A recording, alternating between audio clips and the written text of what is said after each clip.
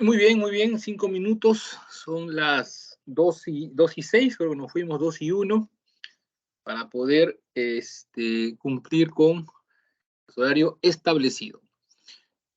Continuamos, a ver, acá hay una pregunta, creo. Pero, profe, ¿no beneficiaría a toda la demanda si el Estado baja el precio, la cantidad demandada aumenta, pero la oferta disminuye? O sea, habría familias que se pueden quedar sin productos. Y al subir los precios en el mercado de factores, las empresas ya no podrán contratar la misma cantidad de antes. Si en eso creo que no beneficia a todo, solo un grupo. Claro, efectivamente, por eso es que los controles de precios ya dejaron de ser populares, porque en realidad distorsionan justamente el mercado, ¿no? Por ejemplo, en el mercado de bienes, al bajar los precios artificialmente por decreto para favorecer a las familias, hacer que los precios sean más baratos, entonces ya no motiva al ofertante. El ofertante, por lo tanto, ya no produce las mismas cantidades. Y entonces eso crea pues una escasez, un exceso de demanda. ¿Por qué? Porque hay gente que al ser más, o sea, las personas al ser más barato quieren comprar más. Y el ofertante, como está muy bajo el precio, no quiere producir más. Entonces se crea escasez. En el mercado de factores, al el precio ser más alto, o sea, al subir el precio, recuerden, ¿no? Mercado de bienes, cuando hablamos de precios máximos, se trata en realidad de una disminución del precio. Cuando en el mercado en el mercado de bienes, ¿no? Hablamos de un precio máximo en el mercado de bienes, estamos hablando de una disminución de bienes, de precio. Cuando en el mercado de factores hablamos de un precio mínimo o un salario mínimo, estamos hablando de un incremento de precios. Por eso, precio máximo para el mercado de bienes y precio mínimo para el mercado de factores. Entonces, al subir el precio en el mercado de factores, el ofertante, o sea, la familia, las personas, desean trabajar más, Y al momento de hacer eso, hay un exceso de oferta, ¿no? Y la empresa ya no contrata, o sea, ya no demanda como antes. Entonces lo que se va a producir es desempleo, o sea, hay un aumento del desempleo, porque al subir los salarios artificialmente, ¿no? Por decreto, al subir los salarios, lo que haces es que motivas a personas que antes no querían trabajar a trabajar, pues, ¿no? Hay gente que dice, no, yo por menos de 100 soles no salgo de mi casa. ¿Por qué no trabajas? No, porque está muy bajo el salario, ¿no? Muy poco pagan. Cuando paguen más, trabajaré. Ya dicen, ya llegó, pues ya están pagando más. Ya, bueno, ¿no? Trabajaré. Bueno, entonces, en ese sentido, crea pues un exceso de oferta, el precio mínimo, ¿no? Más gente buscando trabajo. Y entonces no se regula. Por eso es de que los políticos, los presidentes, son, digamos, tan reticentes, ¿no? A aumentar en forma rápida los salarios, el sueldo, la remuneración mínima vital, por ejemplo, ¿no? La remuneración mínima vital ha subido, sí. Ahora está en 1.100, 1.050, creo, o 1.000 soles. Ya cuando yo comencé a trabajar, pues estaba en 800 soles, ¿no? Y antes de que yo comenzara a trabajar, era más bajo todavía, ¿no? Porque se ajusta, pues se ajusta por la inflación también. Los salarios también tienen que subir por la inflación. No es lo mismo un sol hace 20 años que un sol hoy, ¿no?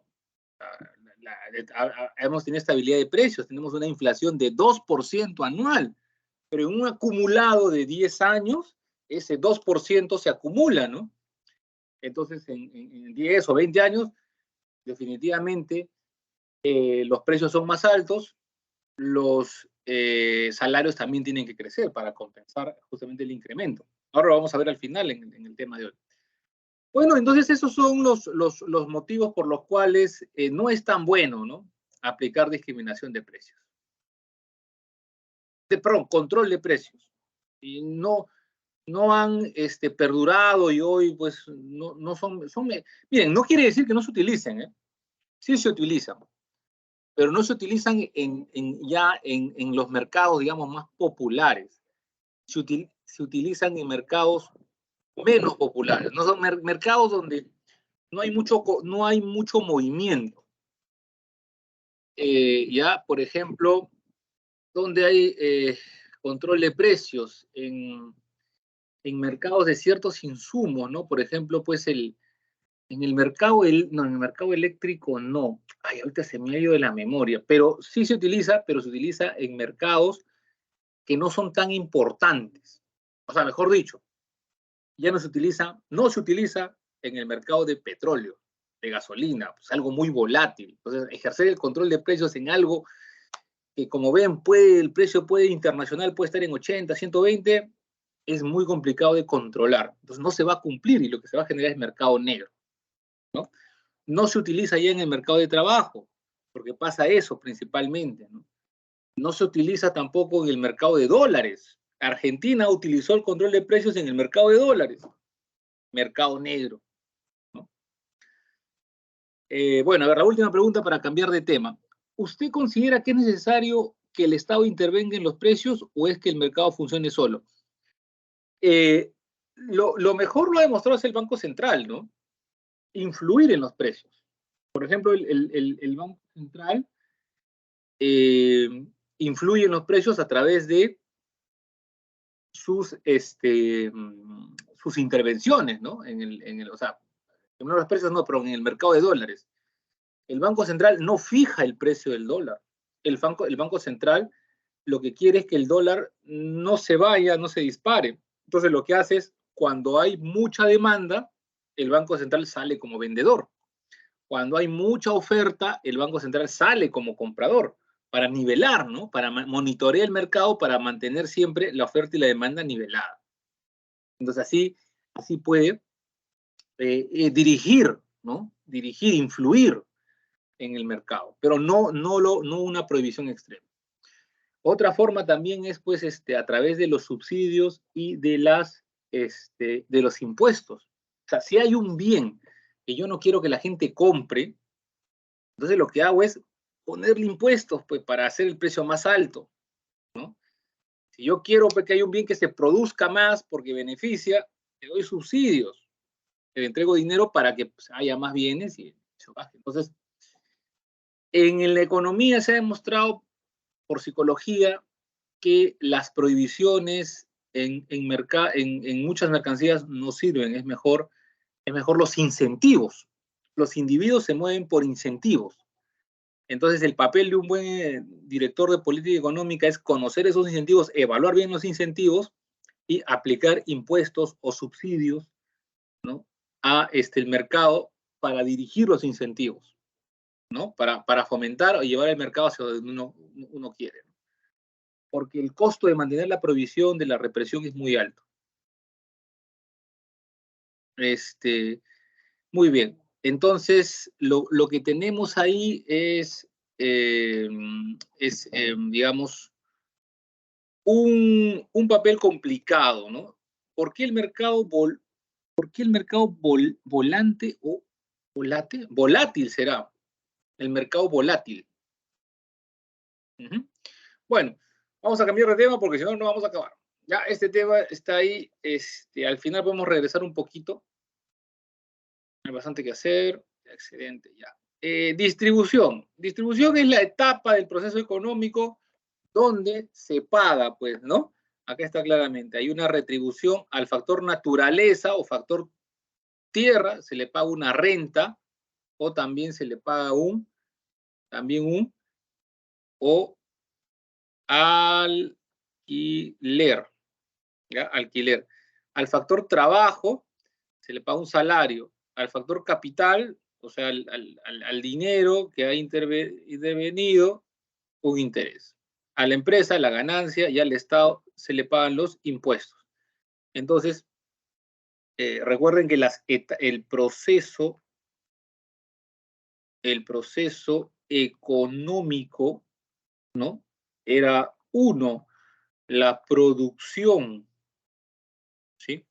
2, la circulación. 3, la distribución. ¿Sí? Y 4 sería el consumo. Entonces, en la etapa de circulación, aquí es donde estaba el mercado.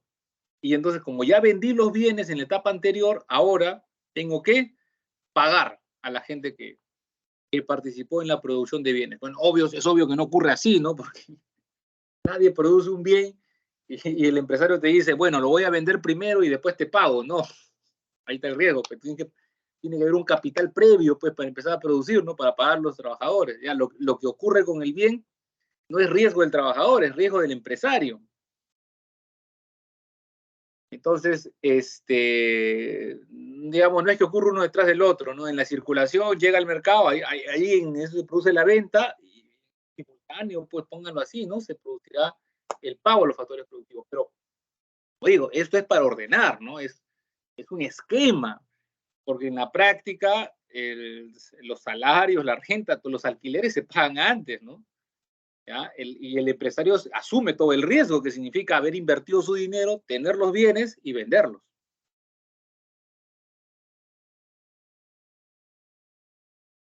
Muy bien. Luego viene la redistribución. La redistribución es cuando el Estado ya ha recibido ¿no? los impuestos y entonces aquí se produce el Estado redistribuye con el dinero que ha obtenido a través de impuestos, ¿no? Pues una forma de retribución es la subvención, ¿no? Son fondos de dinero destinados a cubrir gastos de una obra o proyecto. Cuando hablamos de subvención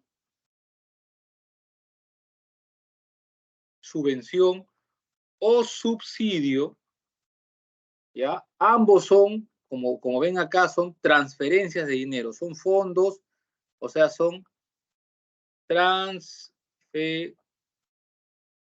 transferencias, ¿no? De dinero del Estado a un agente. ¿Ya? Ambos son transferencias.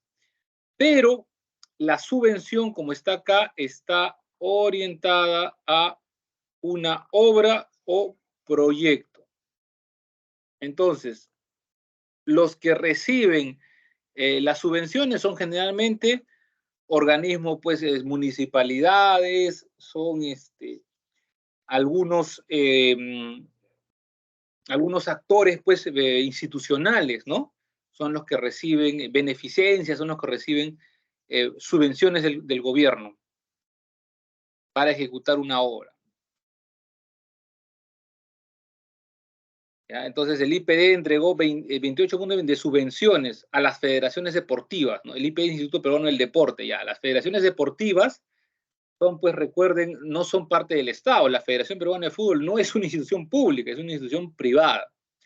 Pero como el Instituto Peruano del Deporte, pues tiene que ver con fomentar el deporte, todo, y las federaciones, pues, organizan, son parte de la organización del fútbol, etcétera, entonces les pueden ayudar para ejecutar obras que favorezcan a la comunidad, ¿no? Bueno, aunque al final es para favorecer el negocio privado, pero bueno, ya, es otra historia. El hecho es de que generalmente las subvenciones son para instituciones, ¿no? Y son para realizar obras, proyectos. En cambio, los subsidios son para necesidades, o sea, son para personas. ¿Ya? Entonces ahí podríamos poner, ¿no? Podríamos poner ahí. La subvención es para obras, ¿ya? Ya sea de organismos públicos o privados. Obras de instituciones públicas o privadas, ¿no? Ya eso lo evalúa el Estado. Y el subsidio es para necesidades de personas, ¿ya? Y ambos son transferencias Transferencias. ¿Sí? Entonces, por ejemplo, ¿qué sería subsidio? Subsidio para la vivienda, pues está bien, ¿no? Es un subsidio para la vivienda, ¿no? O sea, la vivienda es una necesidad. Entonces, se subsidia a la persona. Un subsidio para educación. A ver, un subsidio famoso para educación. A ver, ¿por qué puede haber un ejemplo de cada tipo de distribución? Ah, sí, después voy a ver. Pero las becas, ¿no? Sobre todo el famoso beca 18. Muy bien. Gracias, Noemí. La beca 18, pensión 65, son subsidios. Son subsidios, ¿no? Pensión 65, beca 18 son subsidios. Juntos es subsidio. Es entrega de dinero a una persona para una necesidad, educación, vivienda, salud. En salud, por ejemplo, hay maternidad, por ejemplo, ¿no? Las mujeres en zonas rurales que están en etapa de gestación reciben un subsidio del Estado para su nutrición. Ahora, ¿por qué? Porque lamentablemente, pues, si el Estado no se encarga de garantizar que una mujer embarazada esté adecuadamente nutrida, tenga una nutrición adecuada, eso tiene consecuencias con el niño. O sea, un ser humano en desnutrición no desarrolla todas sus facultades. Entonces, por eso es que no se puede decir, pues, de que un ser humano es lo que decide ser, ¿no? En ese sentido, la crítica va a los libros de autoayuda, ¿no? Que son tus decisiones los que, no solamente son tus decisiones, son también tus circunstancias. Porque si como ser humano tus facultades y tu potencial ya están limitados como consecuencia de la desnutrición, por más oportunidades que tengas, ya no es solamente tu esfuerzo, ¿no? Entonces, de ahí también la crítica, pues, esa frase, pues, ¿no? El pobre es pobre porque quiere, ¿no? O sea, mano, ¿no? Si vamos a llegar al punto de defender o de pensar que, ¿por qué es pobre? Ah, porque no se esfuerza. Entonces ya mejor, no hay que ir a la universidad, ¿no? O sea, para pensar a ese nivel tan pequeño, no necesitas esforzarte tanto, ¿no? Tratando de descubrir, leer, investigar. Es más sencilla la respuesta. Es también la circunstancia. Por eso el Estado entrega subsidios en esa etapa de la vida. Bueno, preguntas. ¿Los bonos también cuentan, profesor? No. Los bonos son instrumentos de deuda y son parte del sistema financiero. Los bonos no son subsidios, los bonos... Ah, bueno, a menos que te refieres al... Ah, bueno, han usado el nombre, ¿no? De bono Yanapay y todo. Bueno, ya, claro, claro. A esos bonos Yanapay, a esos bonos, me acuerdo cuál es el nombre del último bono, ya, que claro, en realidad no está mal empleado el nombre ahí, pues sí, eso sí es un subsidio, es un subsidio.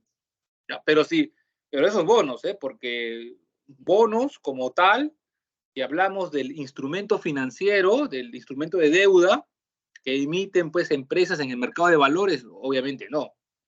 ¿Ya? Sí, Génesis, ahí por favor, me escuchaste, ¿no? Ese punto. Y gracias por la pregunta también para aclararlo. A ver, Carrillo, en el ámbito de salud, puede ser el CIS. Ah, el CIS. No porque, a ver, el CIS no entrega dinero, pues el CIS es una cobertura, es un seguro. Es un seguro, es un seguro. Ah, gracias Génesis por la retroalimentación. Ya, el CIS es un seguro, por lo tanto, no calificaría como subsidio porque el subsidio implica que la persona reciba el dinero. Entonces, juntos, en todos ellos, la persona va y cobra sus 200 soles, sus 300 soles, ¿no? De pensión. Muy bien. La redistribución. Bueno, los programas sociales también son, pues, ¿no? Claro, aquí acá hay una mezcolanza en realidad, ¿no? O acá está, pues, o sea, claro, juntos, pensión 65, eh, son subsidios de un programa social. ¿Ya? Ese sería lo correcto. Beca 18 también, pero todos ellos son subsidios de un programa social. ¿Quién sería un programa social? Acá su nombre lo dice, pues. Programa Nacional CUNAMás. Ese es un programa social, o sea, un sistema de, de albergue, de cuidado infantil para madres que trabajan, financiado con dinero del Estado. Ese sería un programa social. Propiamente dicho, ¿no? Como sistema. Caliwarma también, ¿no? Caliwarma también. Caliwarma también. Juntos, mi pensión 65, todos ellos son, estos son subsidios, ¿no?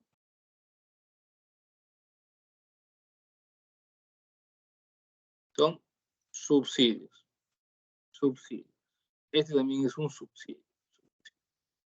Estos sí son programas, propiamente dichos, porque hay pues toda una infraestructura, hay pues un personal, hay un procedimiento, hay un sistema. El vaso de leche también, obviamente, también es un programa, ¿no? Y el seguro social sí puede ser considerado un programa, sí, el SIS, ese es el SIS, ¿no? Ese sí puede ser considerado un programa. El MIDIS, recuerden, el MIDIS es el que organiza todo esto. FONCODES, FONCODES, su nombre aquí esto está mal, no va, porque su nombre lo dice, FONCODES es Fondo de Cooperación de Desarrollo Social, ¿no? Bueno, FONCODES, no, sí está bien, FONCODES sí es considerado también un programa, ¿no? Un programa social. Ya.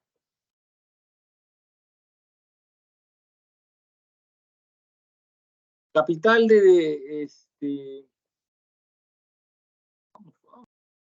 la terminaremos, ojalá. Bueno, el capital humano es un poco lo que les comentaba pues al inicio, les comentaba al inicio de que el ser humano necesita desarrollar sus potencialidades desde la gestación. Entonces, es sumamente importante para salir de la pobreza, para que en el país haya menos pobres realmente con tiempo, que el problema de la desnutrición se ha erradicado, pues. O sea, un Estado que no es capaz de garantizar que nazcan niños con todas sus facultades físicas y mentales, o sea, no tenemos futuro, porque esa persona ya no va a poder desarrollar física y psicológicamente, ya no, por más de que tú digas, no, pero yo lo veo normal, no es lo mismo, su inteligencia, sus capacidades, ya de por sí, al medirlas, al competir, ya no es lo mismo que una persona que ha estado de la gestación y en los primeros 3 años de vida, nutrida, ¿no? Con una buena nutrición. Inclusive si en la gestación, ya bueno, nace correctamente, sin ningún tipo de complicación, etcétera. Pero si enfrenta desnutrición en los primeros 3 años de vida, es también irreversible, ¿no? Porque es en esa etapa de los primeros 3 años donde el cerebro humano, pues, se acomoda, se adapta a este mundo y desarrolla, pues, las habilidades que probablemente lo acompañen en el resto del camino. Y eso es fundamental para el capital humano, ¿no? Para para el desarrollo de competencias, de competencias. Eso es, por ejemplo, lo que ustedes van a enfrentar. La universidad moderna o la universidad actual a la que ustedes van a acceder, ya sea este año o el próximo, este año espero todos, son la formación de competencias, ¿no? Entonces ya no está en el tema de saber, sino de saber en el sentido del conocimiento, pues, estrictamente teórico, sino es qué haces con ese conocimiento. O sea, saber hacer. Ya no saber por saber, sino saber hacer. Entonces, sí está bien, yo me he leído todo ese libro ya, pero el informe, ¿no? O cómo haces el balance scorecard, ya. ¿Cómo resuelves este caso? ¿Qué capacidades tienes? Entonces, esas competencias son el liderazgo, la toma de decisiones, la creatividad. Los cursos universitarios tienen que estar orientados a competencias.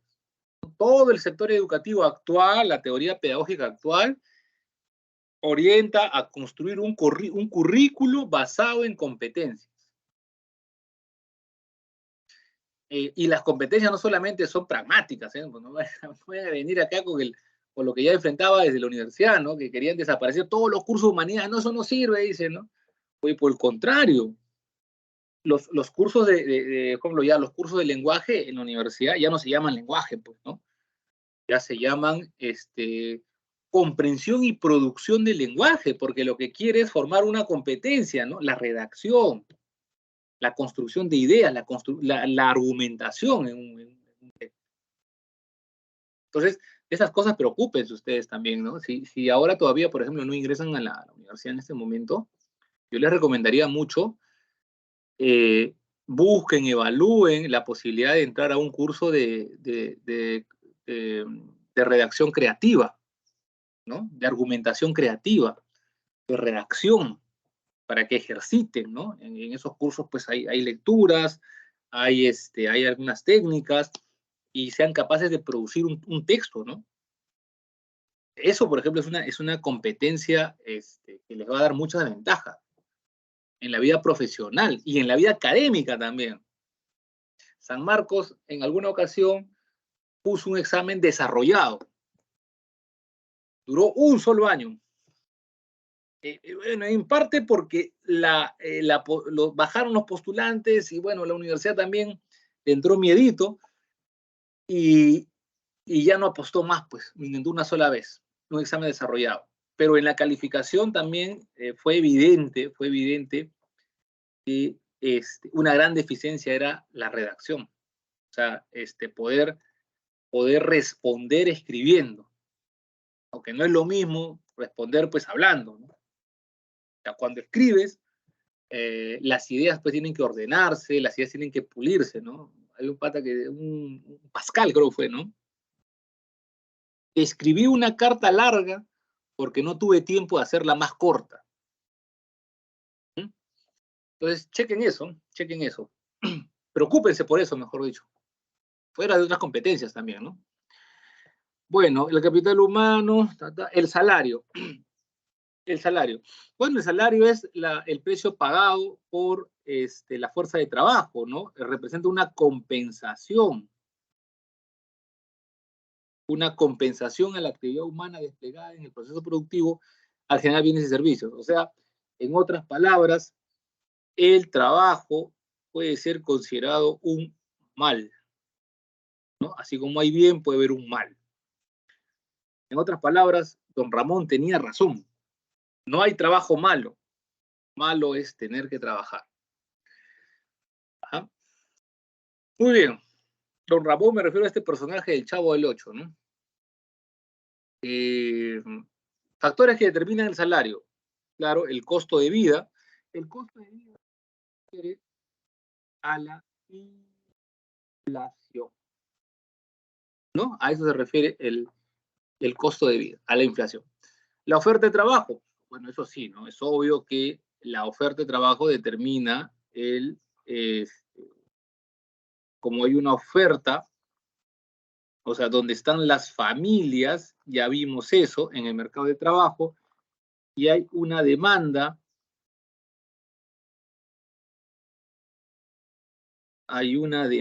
donde están pues las empresas. Entonces es obvio que si aumenta la oferta, ¿no? Hay un incremento de la oferta, por ejemplo, de la oferta de trabajo, ¿sí? Entonces el precio, el salario que estaba aquí ahora, estará aquí abajo, será un salario 2, y eso representa representa pues una disminución de salario. ¿no? Entonces, si aumenta el trabajo, disminuye el salario. Bueno, la productividad, eso sobre todo es fundamental. El salario de doble está en función de la productividad, ¿no? ¿En qué se diferencia un país de renta alta de renta baja? En la productividad. Como está aquí, a mayor productividad, mayor salario, ¿no? ¿Por qué? Porque la productividad produce más bienes y al momento de producir más bienes, lo que está ocurriendo es que la empresa va a poder vender más, entonces va a tener más dinero y al, vender más, al tener más dinero, el, el sindicato, los obreros pueden negociar un incremento de salarios. Así es, pero en definitiva, la productividad también se puede entender en el sentido de también la experiencia, ¿no? O sea, tú eres más productivo cuanto más experiencia tengas. Una persona con 5, 4, 10 años de experiencia, pues tiene un salario mayor que alguien que recién está empezando. Bueno, poder de negociación de los trabajadores. Estar sindicalizados o no estar sindicalizados. ¿Sí? Hacen reclamos colectivos o hacen reclamos individuales. Ahora, no todos los trabajadores tienen pues la capacidad de reclamar, ¿no? En el Perú, lamentablemente, el 80% de la población peruana es informal. Es informal. Entonces, lo que ocurre es de que los sindicatos han visto mermados su capacidad, ¿no? Porque en la informalidad, pues, no se agrupa, no se agrupa. Entonces, paulatinamente se ha visto cómo muchos derechos laborales han ido, pues, disminuyendo, ¿no? O han aparecido regímenes laborales, pues, por ejemplo, el Estado, ¿no? Tiene, pues, contrata a trabajadores por terceros, por CAS. No tiene un adecuado sistema de contratación, pues, de personal, ¿no? Que garantice los derechos laborales, ¿no? Las personas también, o sea, en el Estado se han ido creando, en el sector privado también se han ido creando regímenes especiales con menos derechos laborales, el régimen agrario, por ejemplo. Entonces, y eso ocurre muchas veces porque no hay sindicatos. O sea, los trabajadores no son organizados y entonces, bueno, aprueban en el Congreso, sale la idea del gobierno, unos cuantos pitean, unos cuantos protestan, ahí quedó y se aplicó, ¿no? Entonces, esas son las debilidades de, de una economía informal, ¿no? Respecto a los derechos del trabajador. Bueno, los tipos de salario, tenemos el sueldo, que es pues ya para que reciba pues que realice un trabajo, el sueldo se paga mensual o se paga quincenal. Los emolumentos, resignación asignada a altos funcionarios públicos. Bueno, congresistas, bueno, en realidad no, porque lo que pasa en los emolumentos, bueno, es más un término jurídico, ¿no?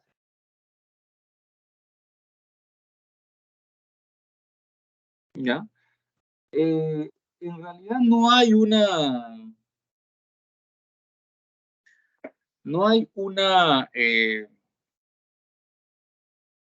digamos, en la boleta de pago de un congresista no va a decir emolumentos, les aseguro, no va a decir emolumentos, porque inclusive los congresistas ganan como si fueran, pues, trabajadores del sector privado. Por eso también, que ahora nos dicen que los congresistas no se quieren ir, pues, bueno, por eso ya lleva semanas discutiendo delante de elecciones y no pueden aprobarlo. Y de ahí salió un periodista pues a sacar los sueldos de los congresistas, a sacar la información, y el 90% ganaba hasta más del 100% o el 100% de lo que ganaba antes. O sea, si tus incrementos es del 100%, En realidad ganas el doble, pues, ¿no? Estás hablando del doble. Eso hace, pues, y los congresistas, pues, no solamente tienen un sueldo antes, tienen todos los beneficios sociales habidos y por haber. Tienen los mejores seguros médicos que puedas imaginarte, el completo, el que le sirven a nivel internacional, el más caro, ¿no? De ahí, pues, que una parte de la explicación sea que no se quieren ir porque no quieren perder lo que ganan. Están ahí por su sueldo. Como le dijo un congresista ahí, son ganapanes. Son ganapanes. Bueno, entonces el emolumento es una palabra antigua que se refiere a los sueldos de los funcionarios públicos en general. Pero, como les digo, no se utiliza. ¿Ya? Ninguna boleta va a salir con emolumento, ¿no? Ya son sueldos o son recibos por honorarios. Recibo por honorarios profesionales o técnicos independientes. Y la dieta son las remuneraciones de todos los que trabajan tienen trabajo de director, ¿no? O sea, de reuniones, de distintos, no solo del Banco Central, sino de cualquier institución que tenga un directorio. Las personas que se reúnen en el directorio para tomar decisiones sobre la empresa, por cada reunión a la que asisten, reciben una dieta, ¿no? El consejero regional, el consejero municipal, que así debería ser, ganan dietas, pues, ¿no?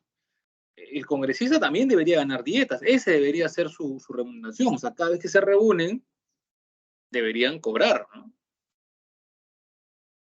Pero no, pues, aquí los congresistas se alucinan ya, se han creado su estructura, pues, burocrática para acomodarse, ¿no?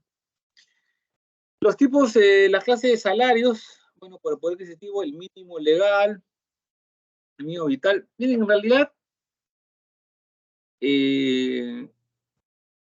esto del mínimo vital, esto ya no existe, esto es lo mismo. El término utilizado, perdón, el que no existe es este de acá.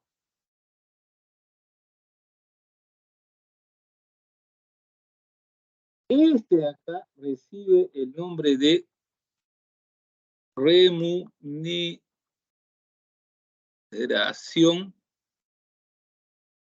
mínima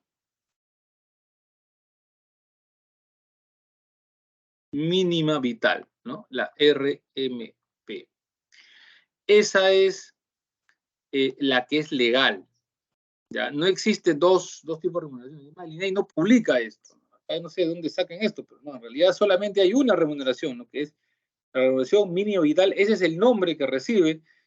Este de aquí, este cuadro de aquí, hace referencia a la remuneración mínima vital. Lo pueden buscar en internet, no se va a encontrar información desagregada por ese tema. ¿Qué es el sueldo mínimo en el Perú? El gobierno promulgó ya, bueno, esto es un poquito la historia del sueldo. Claro, obviamente, ¿por qué aparece acá así? Porque, ¿no? ¿Por qué aparece esto acá? Porque esto es una noticia, pues un periódico, entonces es más fácil hablar así, salario mínimo, que es un término coloquial más usado, más difundido, para que el público que lee lo entienda, ¿no? Que en realidad esforzarse por poner los términos correctos, pues el término correcto es remuneración mínima vital. Y eso es lo que sube. Ahora está en 1025.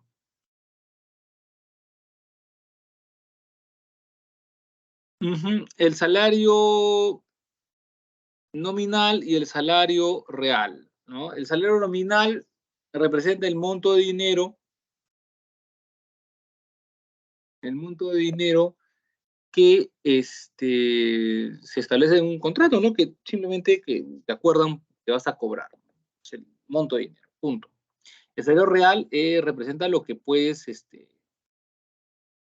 comprar, ¿no? Entonces por ejemplo, es un claro ejemplo, ¿no? Me parece muy atinada esta caricatura. Entonces acá en esto vemos que que cuando los precios suben, el salario real se desploma. ¿Por qué es eso, no? El salario, este, el salario real es igual a W sobre P, ¿no? Ese es el salario real. O sea, W es el salario nominal. Entonces, el salario nominal respecto al precio. Entonces, el salario nominal depende de forma inversa del precio, ¿no? Lo vemos como una división. Si sube el precio del bien, si sube el precio del bien, el salario real cae. Como vemos acá. Más caro, el poder adquisitivo, lo que puedes comprar con esto es cada vez menor.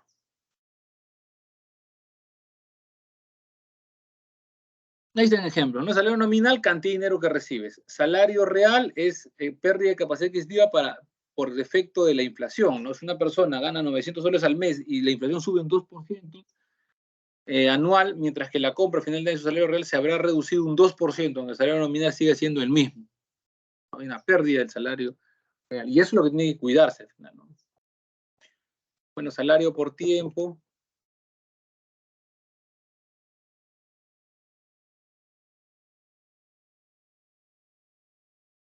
Ya, y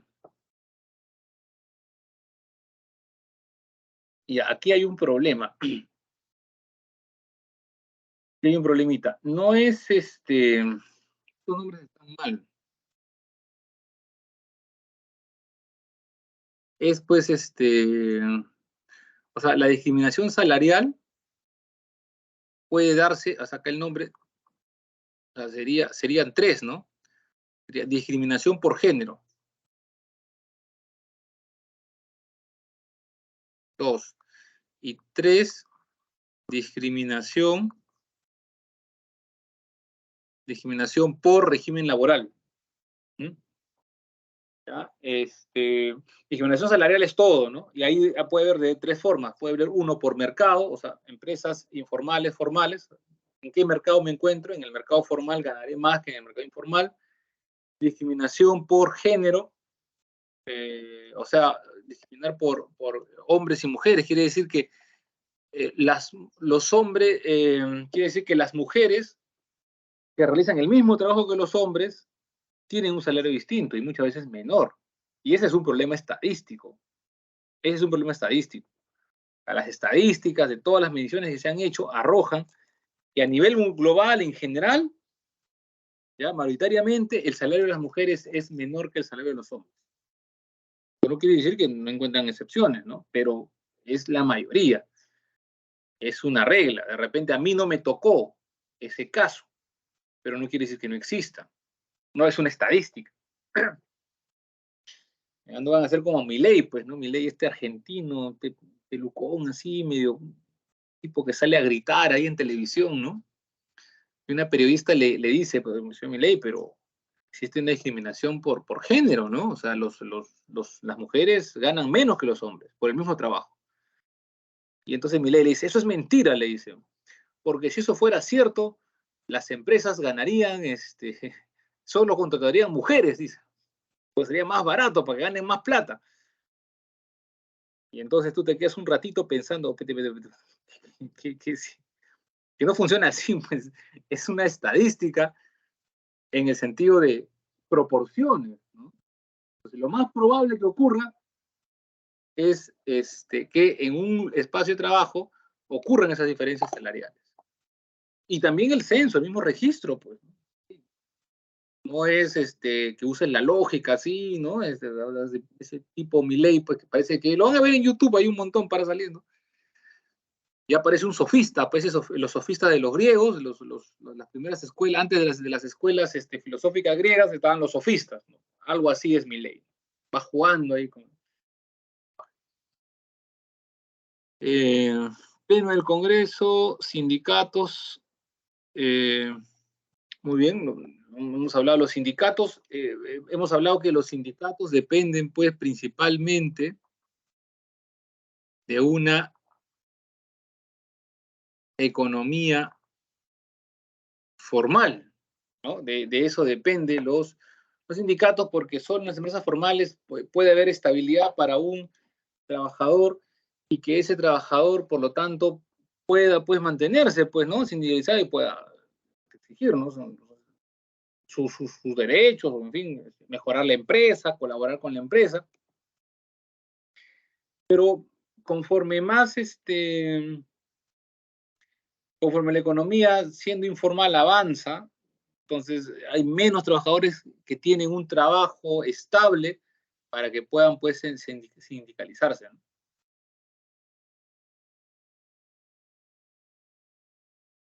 Conflictos de trabajo. Claro, los conflictos de trabajo pues se van a originar por los salarios, por los maltratos de los empresarios, por hostigamiento, ¿no? Todo eso genera un conflicto de trabajo, todo un tema, ¿no? Está ahí el derecho laboral.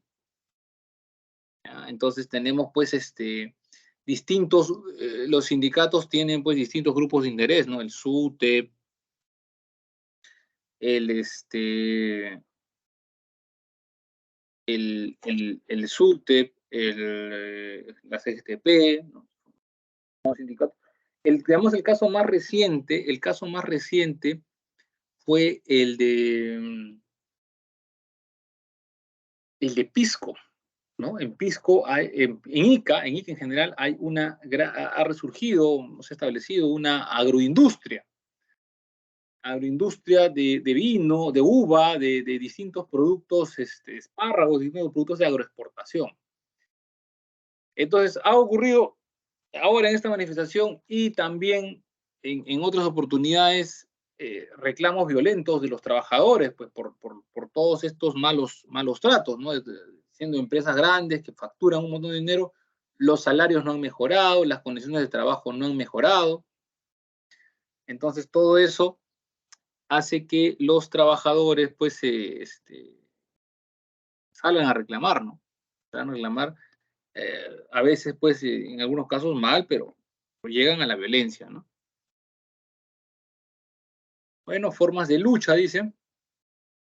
Formas de lucha, paro, huelga, sabotaje. Bueno, el paro se entiende, ¿no? El paro es solamente de una medida temporal, ¿no? 22, de una demostración de fuerza.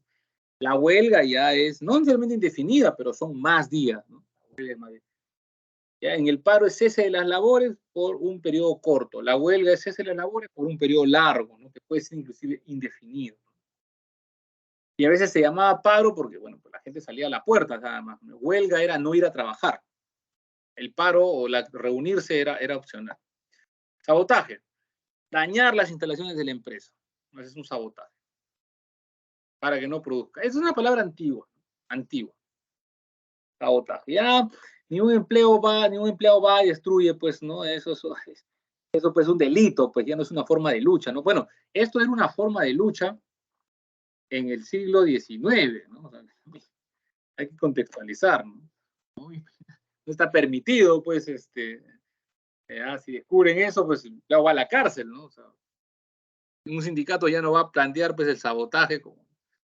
Podría haber, pues, sabotajes, pero obviamente que no representen dañar o destruir las instalaciones de la empresa, ¿no?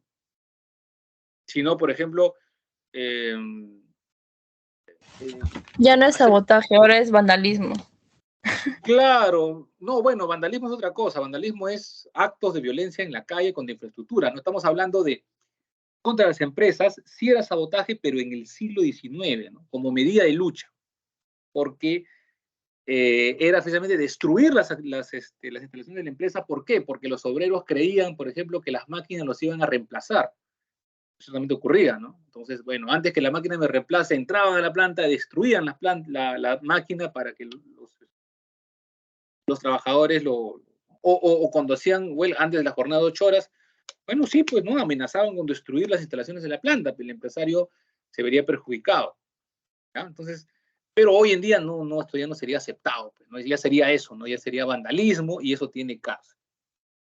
Boicot, esto sí es más utilizado, pero era utilizado por los en realidad por el público, ¿no? Boicotear la venta de un producto. Aunque la palabra boicot en realidad es bien amplio, ¿no? Bien amplio. O sea, el trabajador, los trabajadores podrían pedir, ¿no? Pero más es una medida de castigo del cliente. O sea, esto es un castigo del cliente.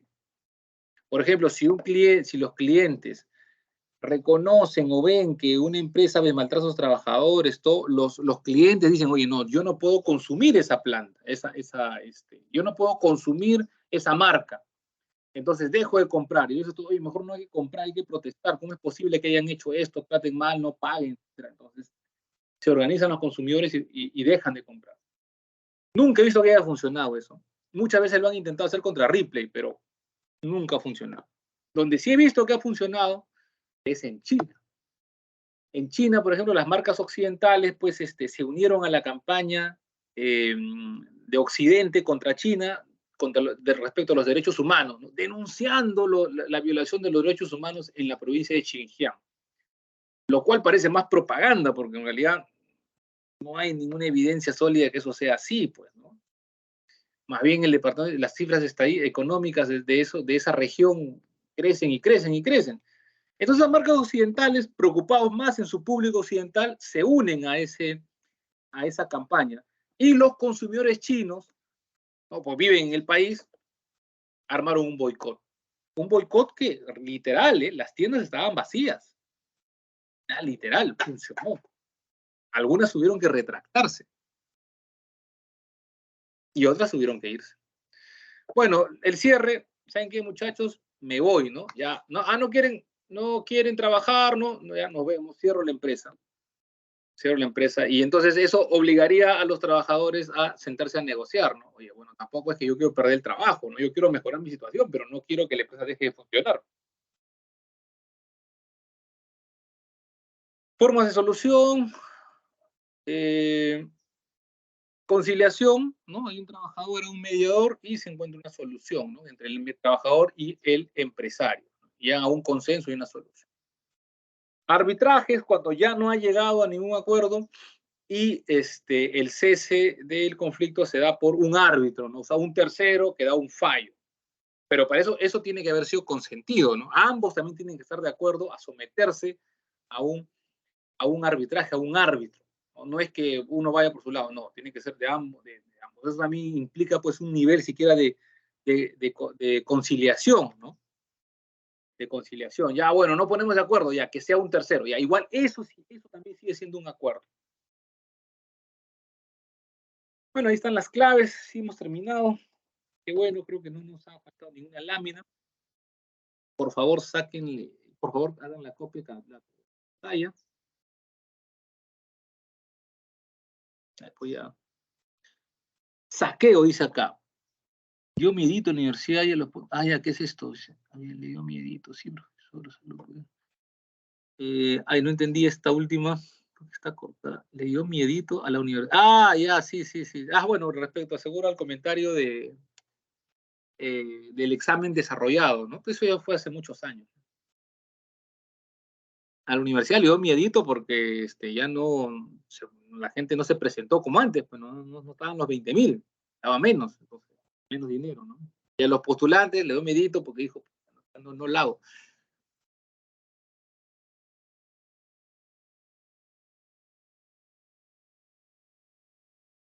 Bueno, a ver, un ratito voy a sacar mi captura de pantalla, que vean que he trabajado, si no, no me creen. Hay otras formas de registrar esto, pero bueno, yo tengo que hacer la captura. Antes también el examen era oral. Sí, pero eso ya hace muchísimo tiempo, ¿no? Eso ni yo lo he conocido, ¿no? Pero sí, efectivamente hubo un momento en el que el examen pues, era oral también, ¿no? Pero ya eso no nadie, vean, creo que ni siquiera mis papás lo han visto. Bueno, eso es todo. Muchas gracias. Creo que respondió todas las preguntas, salvo me quedó una ahí de algo del CIS, los bonos, creo que... del ejemplo de distribución, lo siento, los tipos de distribución ya no me alcanzó el tiempo. Listo, nos vemos la próxima semana, disculpen lo que haya faltado. Gracias, hasta luego. Hasta luego, profesor. Muchas Hasta luego, hasta luego. Hasta luego, profesor. Hasta luego, gracias. Se va, no me voy. Hasta luego, profesor.